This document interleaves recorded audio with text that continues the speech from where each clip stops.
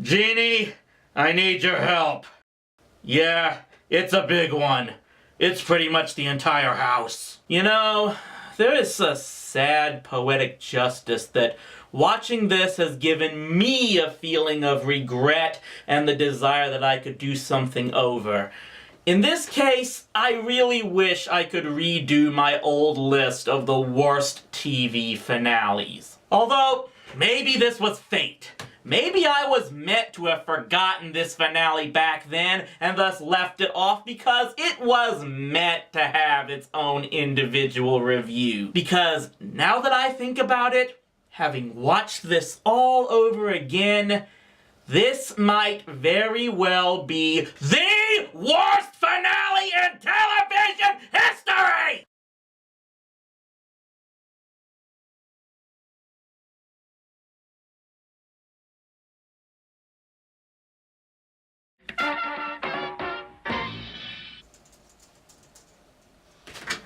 Cecil, what's the status on the new security updates? Everything should be up and running in a couple hours. Assuming we don't black out half the Metroplex. I've got Genie boosting the power. You just make sure all systems are go here. You're kind of rushing us on this. We only moved into this place a few months ago. Look, whatever that thing was that got in here, it shows we've gotten sloppy. It's been years since any force of evil attacked us. That's an eternity in the online world, so we should have expected something. Do you think Stupidiot's getting personal again? I don't think so. Stupidiot may be incompetent as a mad scientist, but he is very genre savvy. He knew exactly where to hit me when he sprung those horrible shows on me 3 years ago. So I doubt he would have made such a blatant pop culture reference this time. No, there's something else out there, and we've got to be ready for it. So we do all the dirty work while you sit around reviewing TV shows. Hey, it's what I do.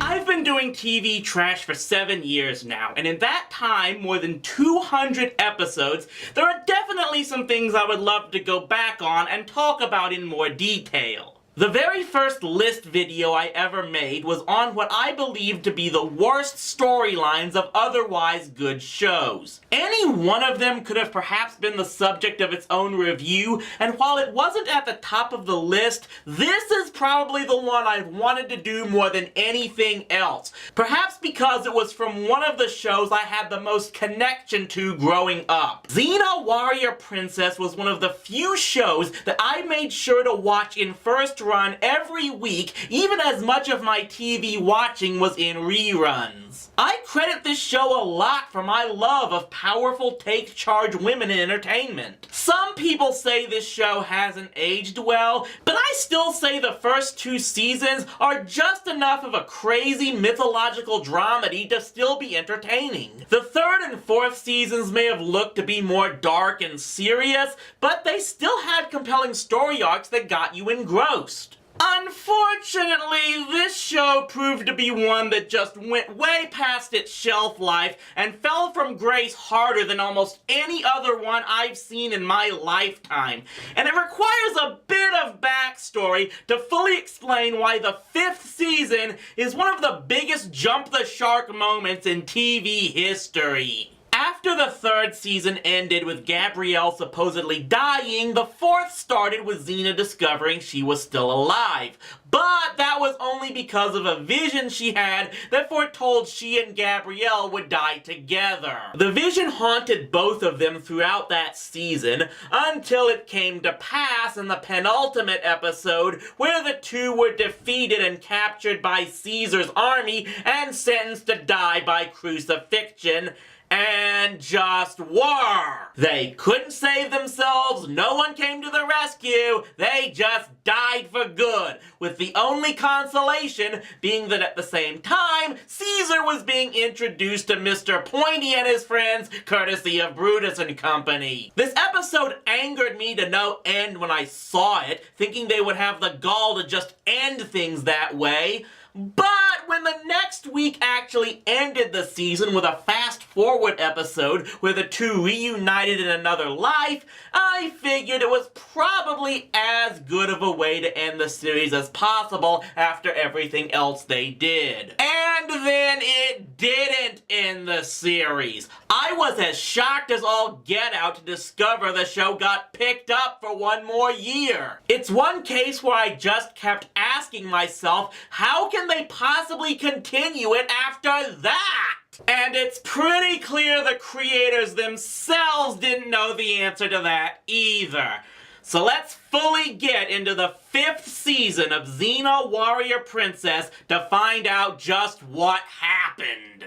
The season premiere begins with Joxer on Mount Amaro because reasons, where he meets the Amazon Amaris and the prophet Eli, who show him Xena and Gabrielle's fate. This is supposed to be a tragic moment here, but I'm just thinking how glad Jennifer Skye had to be to get even a semi-regular role after how badly Cleopatra 2525 bombed. As the three steal the bodies in Joxer's hope to take them back to Amphipolis for burial and are subsequently pursued by the Roman guards, we cut to Xena and Gabrielle about to enter heaven. Da Elysian Fields, what dat? Trust me, saying this is only the beginning would be a gross understatement. But Gabrielle gets taken by the demonic soul of Callisto, who plans to poison her into becoming one of them, but Xena passes on her own purity to Callisto to cleanse her, and thus becomes a demon herself,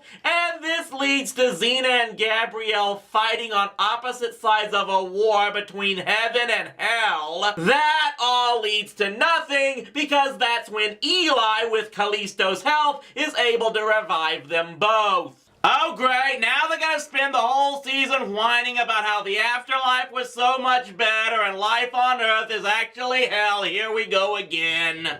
So Xena and Gabrielle are alive again, but things aren't completely back to normal, as it turns out Xena has no memory of being a warrior or of her now destroyed chakram. This is where we finally learn the history of the weapon, as it turns out to be one of a pair that represent light and dark. Ares stole the dark chakram from the Middle Eastern god of war Kal and gave it to Xena, while the light chakram has the power to kill gods. To sum that episode up, they make it to the Temple of the Chakram, where Xena's is restored along with her memories, and then she merges the two to create a whole new chakram that she can split into two at will. Well, that just slices up a whole big plot hole, given that we never saw that version of the chakram before, even in the future! Let me explain. One of the things I loved about this show was how great its meta-humor was. A handful of episodes from both Xena and Hercules established how the shows themselves actually existed in their own universe, where the events of Hercules and Xena existed in real history. The link between them, at least for Xena, was Gabrielle's scrolls. They were found in an archaeological dig around the late 30s, and years after that, one of the scrolls' owners brought them to Rob Tapert to convince him to make a TV show on them. And in that very episode, we saw Xena's old chakram in the same broken state that it was at the end of season 4 and the start of this one. Not once in any of the other Fast Forward to the Future episodes did we ever see this new chakram that she can turn into a pair of hand blades and both throw them with the same spinning force that really shouldn't even exist if these pieces aren't a complete circle. Now, I guess this can be hand-waved by saying that not everything that is seen in the show is exactly what happened in the in-universe history. There was an episode or two that suggested that. You know, executive meddling, creative license, and all that jazz. But to me, it's just an example, one of several we will see here, that tells me the writers were now just pulling plot elements out of their butts to try and create something on the fly after having not expected to be making this season at all. Oh, and Gabrielle now equips herself with a pair of side daggers because shut up, those things are cool. That brings us to the 4th episode, Animal Attraction. As the group makes their way to an old west town, it's Xena, just go with it. Xena ends up seeing a doctor who gives her the most unbelievable news she could get. Considering you're pregnant. This to me is the biggest example of how the creators clearly had no idea the show was going to continue. Let's face it, there was one lone reason they had to add in this plot detail. Lucy Lawless herself was pregnant. Remember, she was married to the show's executive producer, Rob Tappert, so it's pretty clear they were both looking to start a family upon figuring the show was done. And then the network went and sprung another season on them in the middle of those plans, and they kinda had to find a way to work around it. But Xena eventually comes to terms with the truth that she is with child, and after that, the main arc kinda gets put on hold until the 9th episode, where the real story begins to develop. Ares has Eli killed because of his fear that Eli's teachings will bring about the supposed twilight of the gods, but in doing so, he makes Eli a martyr for everyone who had begun following his path of peace, love, and violence. Oops! While Xena finally discovers that Callisto was responsible for her immaculate conception. Do you get it? Do you get it? Do you get it? Following the 2nd musical episode of the series, which I did really like because of how more upbeat it was than the first, the big day comes with the episode God-Fearing Child, which was basically used as an extension of the Hercules finale. See, at the time this episode came out, the Hercules series had already come to an end with a finale where Herc got Zeus and Hera to finally reconcile their differences. But now, the Fates have foretold Zeus that Xena's child will help bring an end to him and the Greek gods, so he's out to destroy her and her child. And thus, as Xena is giving birth, Hercules has to kill his own father using the rib bone of Cronus. Hey, remember when it was said the blood of the golden hind was the only thing that could kill gods on this show, and thus the everlasting quest by so many to find it was a pretty important plot element? Yeah, if only those people had known there were all these other artifacts out there which could do the job just as easily. All they had to do was look up the writer's rectums to get that information. And no, we're not even finished in that department yet. So now with Xena's child Eve born and Zeus no more, the gods pretty much declare war on Xena and the growing number of Eli's followers, with Athena having taken charge. So why is Athena leading the gods now and not Ares? Oh, we'll get there, but for now, let's focus on what this story arc has now become.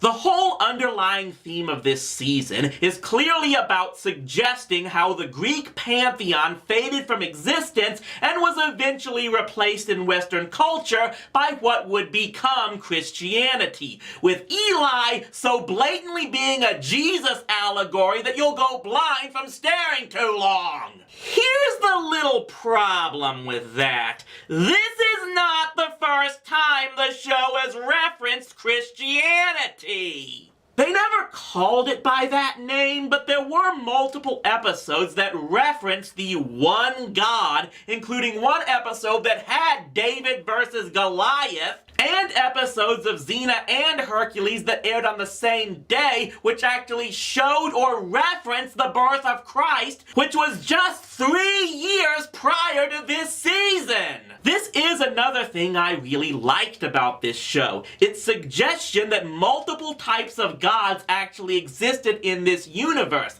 as if to say that no one's particular religion is necessarily correct over another. But now they've just cast all of that aside as if to say, forget all that, this is how Christianity really came to replace the Greek gods. That having been said, there are some points in this arc that impress me, at least at this point in the story. There's this whole idea that this is an example of simply one culture moving on to the next, and the old guard being unable to grasp that. After all, Zeus's pantheon wasn't there from the beginning. He stole power from the Titans. And now the pantheon is losing its hold over humanity by humanity's own choice. There's also the suggestion that the gods' own arrogance is causing this like a self-fulfilling prophecy, which is something Ares himself begins to realize. Ironic, since his killing Eli really set all of this in motion. But does all of that come to fruition?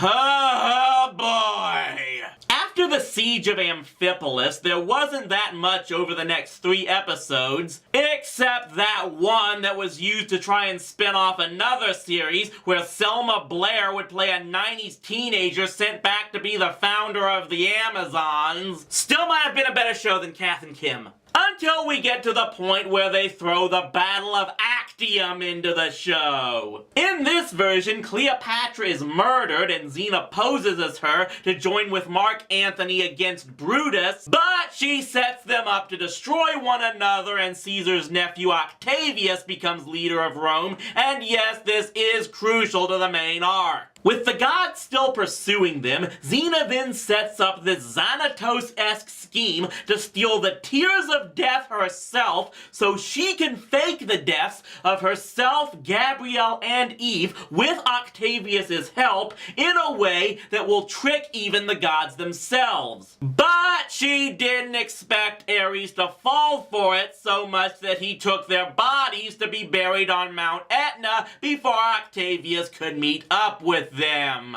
Oh, and remind me how this plan was supposed to trick Hades when you think he might get suspicious when their dead souls didn't show up? Yeah, I know they didn't go to Hades when they died earlier in this season, but you think you would at least know about it? Whatever, being buried in the mountains somehow causes them to not wake up from their simulated death for 25 years. When they finally do awaken and escape, they make their way to, of course, find Joxer, who has since married Meg and had 3 kids, and is running their own Xena-themed tavern. Why did they never build one of those at Universal Studios Park again?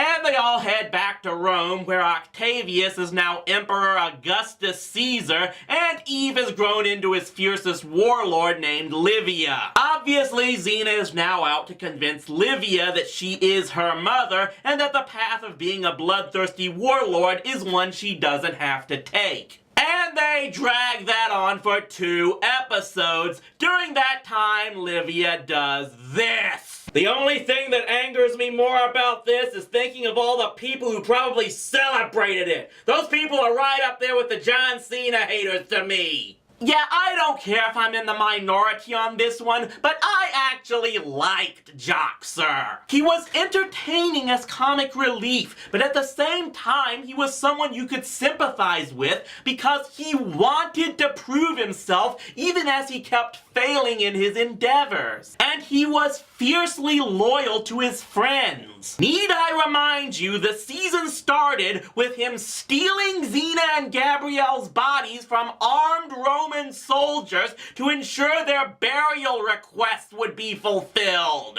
So now we see that he's aged but matured, he has a family, and actually is being told by his own kids how great it was that he got to travel with Xena regardless of what he did or didn't do. And then they they just kill him off to supposedly show how Livia is irredeemable, which is pointless because she does end up seeing the light in the very same episode, and also to give his son all this anger and hate towards her that also goes nowhere because we never see him again. Most pointless character death ever. That finally brings us to the season finale and one of the most just throw something out there plots I have ever seen. The gods have discovered that Xena and Eve are alive and look to finish the job, but they find out this. Xena can kill gods now. And get this, she was supposedly given this power by Eli's god because Eve has now become his disciple, meaning Xena